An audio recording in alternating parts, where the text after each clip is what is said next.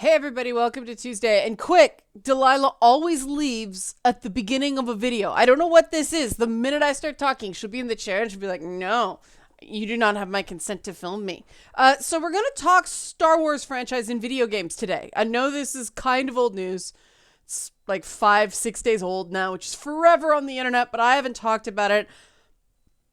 I want to do something involving gaming this week, and I'm thinking all the thoughts, and I apologize in advance. My brain has been working very, very weird today. I'm sleep deprived, and a bunch of other things are going on, so you have been warned. This may get extra. If you like me doing videos when I probably should stay off public forums and speak without a script, but I'm doing it anyway, help support this channel. Become a monthly patron, patreon.com/LeannaK. Okay, in all seriousness, Star Wars. Two major things. EA is no longer the exclusive maker of Star Wars games now that, the whole Disney Infinity label wrapped down and they're doing strictly a licensing thing. And two, Ubisoft is the one that got the tap to make an open world Star Wars game. That's very interesting because when you think raw sales of open world games, you think Bethesda. But Bethesda got kind of the also ran, you get an Indiana Jones game. You get this tiny sliver of, the Disney pie. But Ubisoft is gonna make basically Star Wars Assassin's Creed, or Star Wars Far Cry, or perhaps both, because it's gonna be one of those two things, right? I mean, what are the two majorly successful Ubisoft franchises? Assassin's Creed and Far Cry.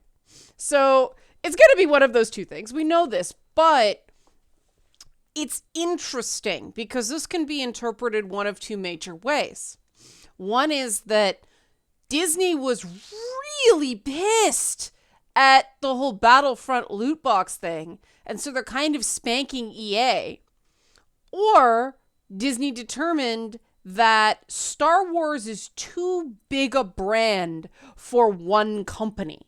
And they've done their contracts in such a way that now the type of game that both companies will make has no overlap, which is very, very, very interesting. It's probably a combination of both.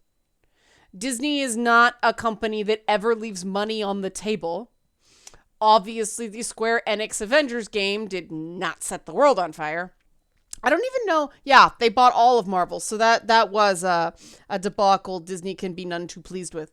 But the fact that they went to Ubisoft for open world is very, very interesting. Now, it could very well be that Ubisoft came in with a really great pitch, right?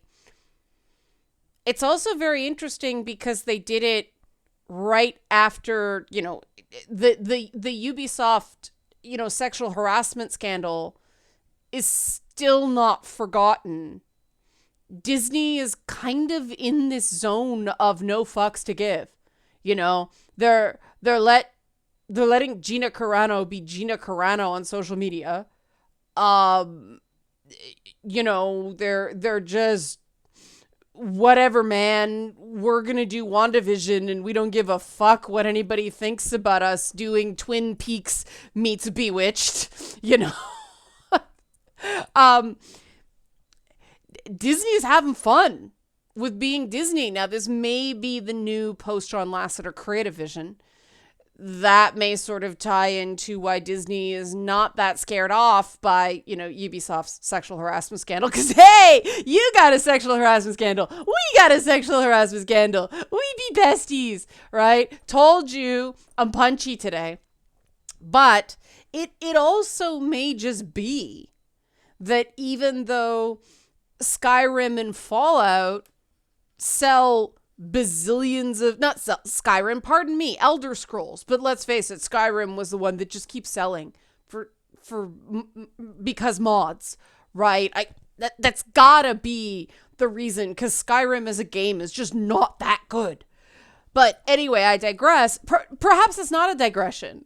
Perhaps somebody at Disney played both games and went, we don't get it. Why do you spend all this time customizing this cool character that you then never see? Not even in mirrors. Khajiit did nothing wrong. Khajiit is innocent of this crime. You can't even see Khajiit. Enough about my disappointing Skyrim experience. But it does, I think part of it, if I were to guess, is that Ubisoft can deliver a game relatively on time, relatively on budget, and they have not had a real grade A disaster in terms of a launch since Assassin's Creed Unity, right? And there were reasons that game was the way it was, but not the time. And I still maintain that once they fixed the load screens and the cosmetic bugs, Unity was a perfectly fine game, though Rogue was severely underrated because everybody was focusing on Unity. But Ubisoft does make quality games. They may not be, the gameplay is broad strokes similar in all of them. But if you get to play open world Star Wars, do you really fucking care? I don't think so. So the next major question is, why didn't they go to BioWare to do a big sprawling Star Wars game? Knights of the Old Republic, that series is still seen as a really, really great RPG. Why is BioWare, as part of EA, not getting the tap? This kind of indicates there are pretty serious problems at BioWare. Now, perhaps EA is frantically trying to salvage the Mass Effect and Dragon Age franchises, because, Dragon Age 4 just seems to be stuck on pause. I know they're working on it, but where the fuck is it? Like, nothing yet? Now, granted, if it's anything like Dragon Age Inquisition, everything they put out before launch will be half a lie. So really, who cares? But, it's interesting that the company that made arguably some of the best Star Wars games ever is not getting the Star Wars franchise. Why is that? There's still chatter that Battlefront 3 is it Battlefront or Battlefronts? I never remember.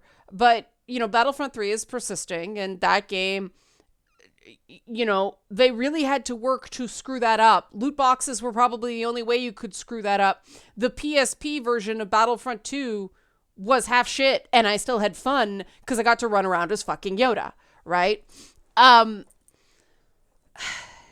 thing I find interesting is that after EA actually delivered a decent single-player Star Wars game, what is it, Fallen Order?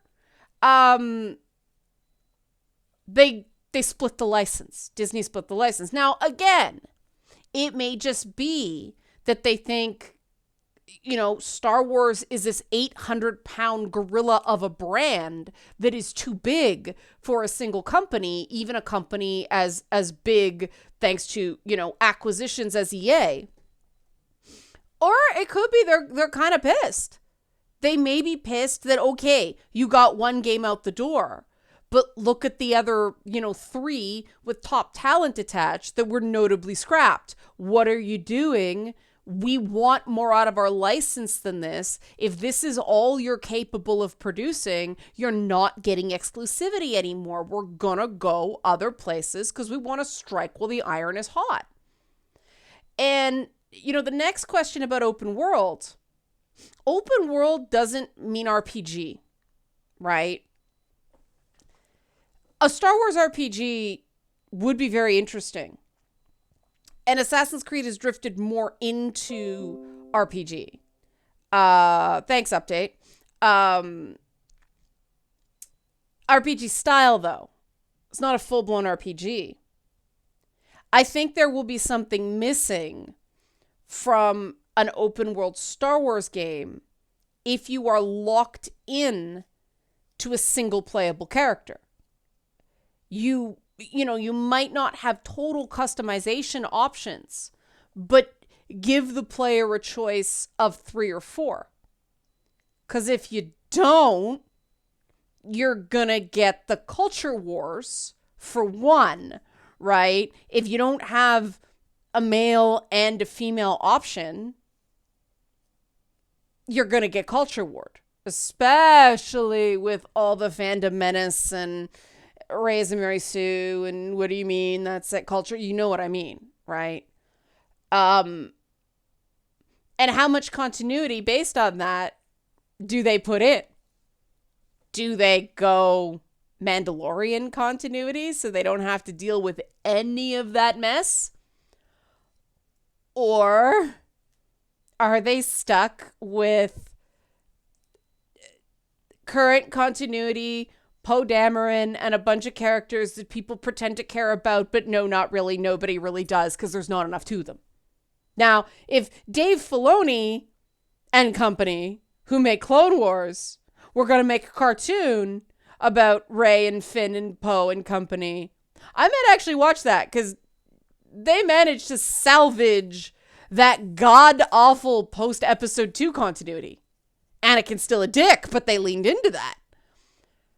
They're maybe the only people I'd trust with that timeline right now. Maybe, like I said, maybe Ubi's got a great idea for it. But otherwise, there's so many options. And I wouldn't be surprised if they were like, no, you're not touching The Mandalorian because you might fuck it up.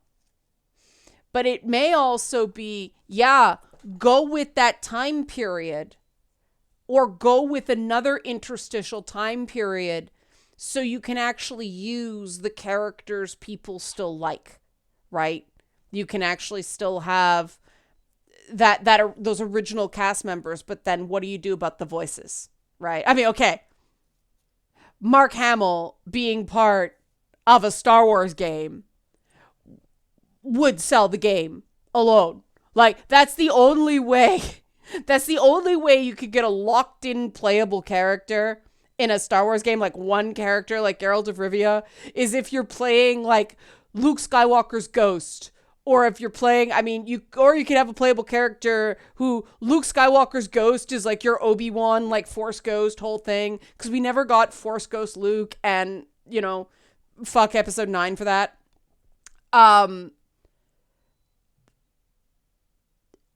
There is a lot of potential here. All of them involve Mark Hamill, I'm saying. Because Harrison Ford's probably not going to do it, right? Mark Hamill has a long and storied history with video game voices. Involving him is sort of a gimme. They'd have to pay him probably a lot of money to do it, and he's worth every penny. Furthermore, imagine post Far Cry 6 if you put Luke Skywalker and Moff Gideon in a game together. You've got freaking Far Cry 6 Gus Fring bad guy with Mark Hamill. And Ubi likes its celebrity voices, right? BioWare liked its celebrity voices more, but Ubi, has had, with the Far Cry series, they get really, really great, big, broad performances. I would be super, super stoked for a Far Cry style, like, bounty hunter, or like smuggler type game. I would be stoked at that, but I don't think that's the way they're going to go. They're going to go less niche, more crowd pleasy. The question is, do they set it on a fixed map in one world? Or do they actually make it a galaxy hopper? And at that point, open world becomes a very, very, very scary process because that is not open world. That is open worlds, plural, right? It's an open galaxy game, which is a great sales point, right? Like marketing would probably be salivating with that tagline. But that's hard, right? I mean, that was sort of the unfilled promise of games like Mass Effect 2, Spore, No Man's Sky at launch. Maybe the hardware is at a point where they can do it now. Maybe that's a plan they have for the sequel.